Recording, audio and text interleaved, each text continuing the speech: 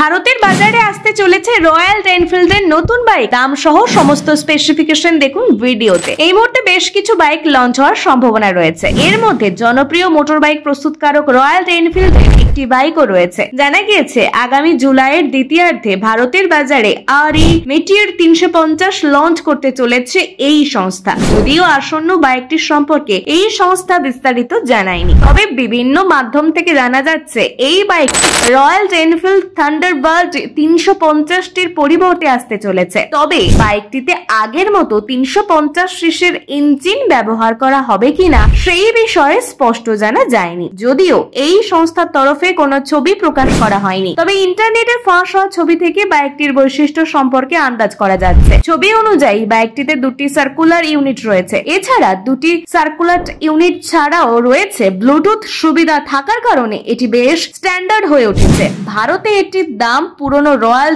Enfield Thunderbird 350 মডেলটির মতো হবে বলেই আশা করা হচ্ছে। সেরকম হলে বাইকটির দাম হবে 1.6 লাখের কাছাকাছি। ভিডিওটি ভালো লাগলে অবশ্যই লাইক, কমেন্ট, শেয়ার করে আপডেট বাংলা পেজটি ফলো করুন এখনই নতুন নতুন আপডেট পেতে।